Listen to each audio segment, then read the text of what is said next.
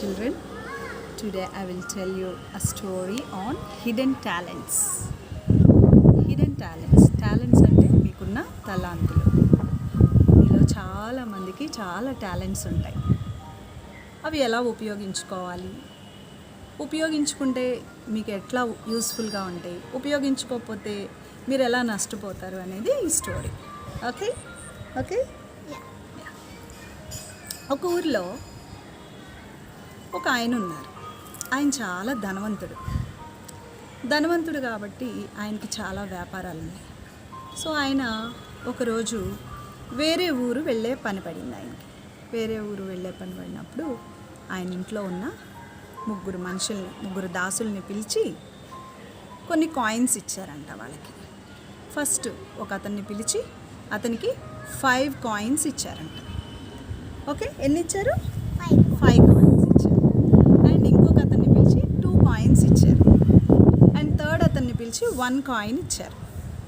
Okay, so ఇచ్చి ఇవి జాగ్రత్త ఈ కాయిన్స్ అని చెప్పి నేను మళ్ళీ తిరిగి వస్తాను, ఈ కాయిన్స్ని అడుగుతాను, వచ్చి మళ్ళీ వీటిని ఏం చేశారు ఏంటి అని నేను అడుగుతాను, మళ్ళీ నాకు మీరు అప్పచెప్పాలి ఈ కాయిన్స్ అని చెప్పి వాళ్ళ దగ్గర మాట తీసుకొని ఆయన బయలుదేరాడు.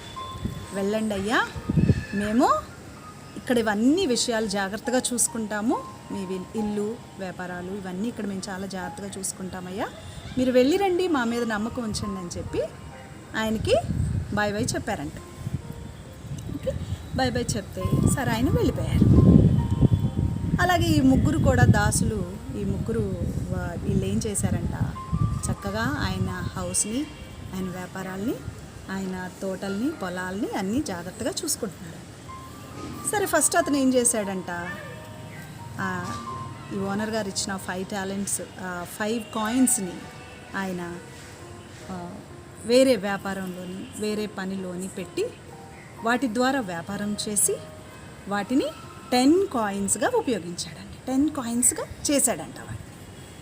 ఓకేనా? అట్లానే 2 కాయిన్స్ ఇచ్చిన అతను ఏం చేశాడంట, ఈ 2 కాయిన్స్ ద్వారా వ్యాపారం చేసి వాటిని 4 చేశాడంట. 2ని 4 కాయిన్స్ చేశాడంట. ఫస్ట్ అతను 5ని 10 కాయిన్స్ చేశాడంట. థర్డ్ అతను మటుకి భూమి తవ్వి ఈ కాయిన్ని తీసుకెళ్ళి మళ్ళీ మా అయ్యగారు వస్తారు, ఆయన వచ్చినప్పుడు నేను చూపించాలి వాటిని అని చెప్పి భూమిలో పెట్టాడంట. చక్కగా భూమి తవ్వి భూమిలో కాయిన్ పెట్టి మళ్ళీ మట్టి కప్పేసేసి నీట్గా దాచి ఆరాంగా ఏ పని చేయకుండా లేజీగా ఉంటా, ఏమి పని పాటలు ఏం చేయకుండా, ఆ మనీతో కూడా ఏం చేయకుండా అట్లా ఉంచేశాడంట. అప్పుడు ఓనర్ గారు ఒకరోజు వచ్చేసారు. వచ్చేసినప్పుడు అయ్యగారు అనుకుంటే వీళ్ళు ముగ్గురు గబగబా వెళ్ళి, ఇదిగోండి పొలాల్లో మేము ఇంత పని చేశాము, మీ వ్యాపారం ఇంత పని చేశాము, మీ తోటల్లో ఇంత పని చేశాము అయ్యగారు, ఇల్లుని ఈ విధంగా చక్కగా చూసుకున్నాము, ఇట్లా చేశామండి అని చెప్తే వెరీ గుడ్ అని చెప్పారండి. సరే మీ ముగ్గురికి నేను కాయిన్స్ ఇచ్చాను కదా, కాయిన్స్ తీసుకురండి అని అడిగారంట.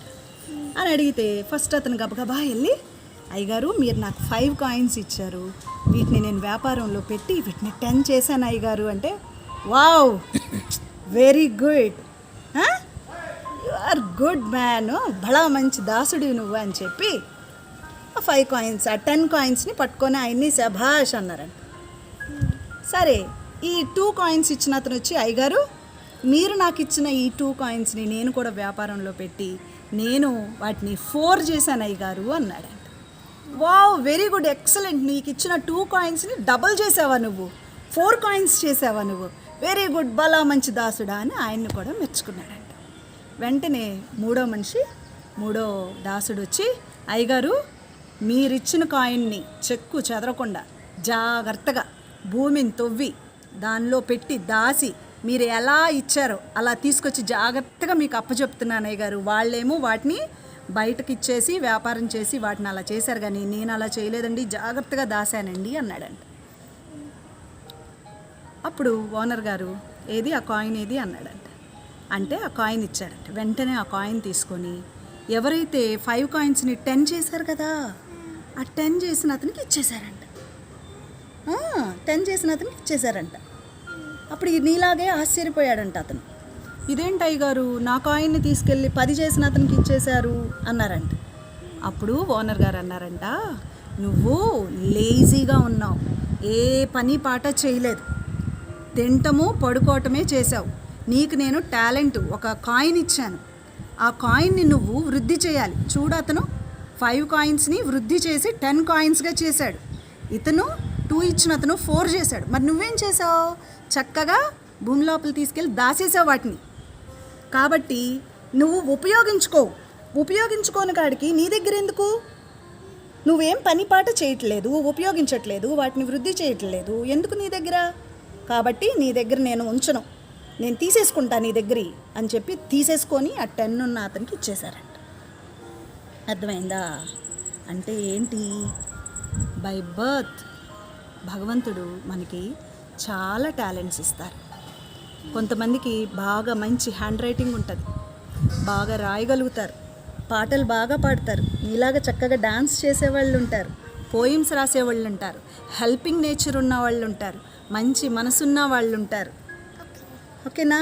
ఇలాగా మనకి ఎన్నో టాలెంట్స్ ఇస్తాడు దేవుడు. బై బర్త్ మనకి చాలా టాలెంట్స్ ఉంటాయి.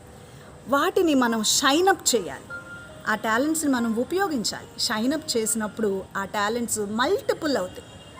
అప్పుడు అవి మన ఎదుగుదలకి హెల్ప్ చేస్తాయి, సొసైటీకి కూడా ఉపయోగపడతాయి. ఏమ్మా? సొసైటీకి కూడా ఉపయోగపడతాయి, మనం ఎంతో మందికి ఉపయోగపడతాం. అదే ఆ టాలెంట్స్, భగవంతుడు ఇచ్చిన టాలెంట్ని మనం ఉపయోగించుకోకుండా వాటిని మనలోనే బరీ చేసేసి మనలోనే అణిచిపెట్టేసుకొని ఏ పని పాటు చేయకుండా ఉన్నామనుకో, ఉపయోగం లేదు కదా. అప్పుడేమవుతుంది?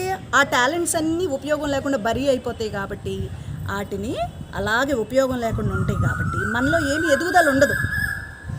ఎక్కడ వేసిన వాళ్ళం అక్కడే ఉంటాం, చికాగ్గా ఉంటాం. అప్పుడు ఏ టాలెంటు మనలో ఉపయోగం లేకుండా, మనం ఎవ్వరికి ఉపయోగపడకుండా, మనకు మనం కూడా ఉపయోగపడకుండా ఉంటాం.